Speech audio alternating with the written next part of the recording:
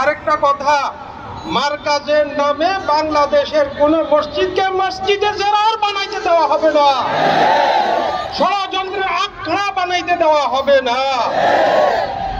আখের একটা কথা বলবো, ওলামায়ে কেরামের নেতৃত্বে তাওহীদি জনতা চলবে এবং সমগ্র মুসলমান চলবে, এই আবেদন রাখে আমার বক্তব্য আমি শেষ করলাম।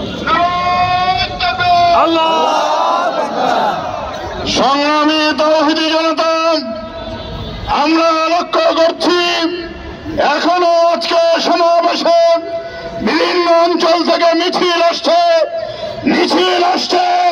মিছিলে মুখরিত হয়েছে, জনসমুদ্রে পরিণত হয়েছে আজকের ঐতিহাসিক কদমতলী গোল চত্বর।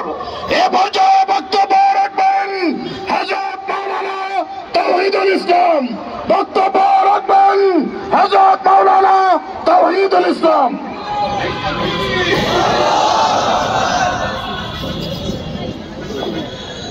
আসসালামু আলাইকুম ওয়া রাহমাতুল্লাহ। আসলে বাংলাদেশে বর্তমান যে পরিস্থিতির শিকার করছে এই সাদিয়ানি গ্রুপেরা, এটাকে আমরা তবলিগ করে মানব না। এই জন্য যে তবলিগের 5-6টা উসুল আছে, এই 6 উসুলের মধ্যে একটি উসুল আছে ইকরামুল মুসলিমিন এবং আলেম উলামাদেরকে মাদার তাজ মনে করা। কিন্তু সেই আলেম উলামাদেরকে ইস্তেমার মাঠে মুখ কেটে পেশ কেটে জবাই করে তোমরা কোন ইকরামুল মুসলিমিন দেখাচ্ছো না, এটা তোমরা কোন ইকরামুল মুসলিমিন পেয়েছো? তোমাদের কাছে এই বস্তু আমাদের রয়ে গেল। দ্বিতীয়ত যে প্রশ্ন আমি করছি সেটা তোমরা বিভিন্ন জায়গায় ফতোয়া দিচ্ছ যে যারা আর আমির মানবে না তাদেরকে পিটানো ওয়াজিব, এটা কোন হাদিসে পেয়েছো? আরে তোমাদের এই হাদিসটা তোমরা খোলাসা ভাবে সমস্ত জনগণের সামনে যদি দেখাইতে না পারো, তাহলে তোমরা যে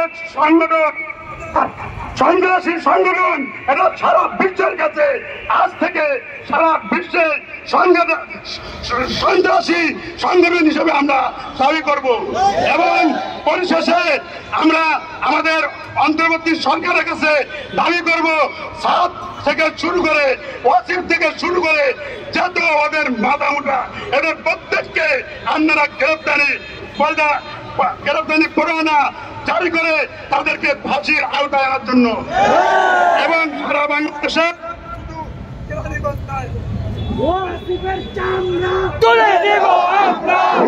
শুধু কেরানীগঞ্জ নয়, সারা বাংলাদেশে কোন সাদিয়ানি পরিপন্থীর কোন কাজ করতে দেওয়া হবে না।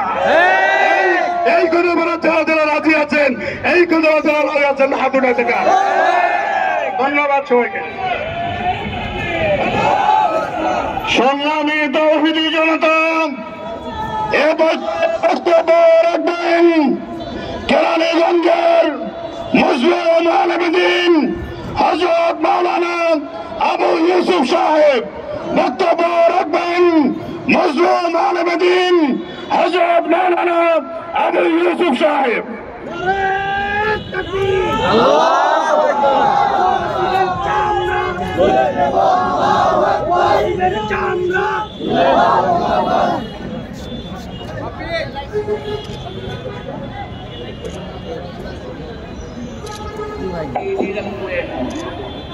সম্মানিত তাওহীদি জনতা,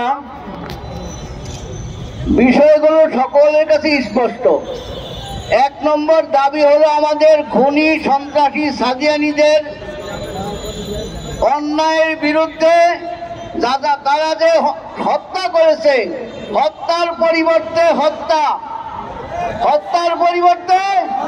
অতএব তাদের ফাঁসি চাই। যে সমস্ত ভাই আহত হয়েছে তাদের রোগ মুখ সুস্থতা আমরা কামনা করি এবং তাদের সুষ্ঠু বিচার চাই। বিভিন্ন এলাকায় যারা সাদিয়ানীদের সহযোগিতা করতেছেন তাদেরকে বলতেছি, সহযোগিতা বাদ দেন।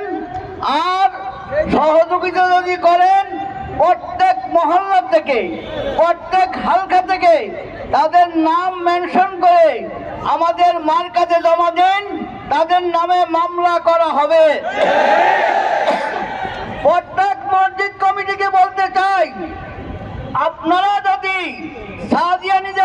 সহযোগিতা করেন, তাহলে আপনাদের সঙ্গে আমাদের মোকাবেলা আছে। এই মোকাবেলায় করার জন্য আপনারা প্রস্তুত হন। আমার এই 3টা দাবি বিশেষ করে সবাইকে মানার জন্য সবিনয় অনুরোধ করছি। নাসরুম মিনাল্লাহি ওয়া ফাতহুন করিম।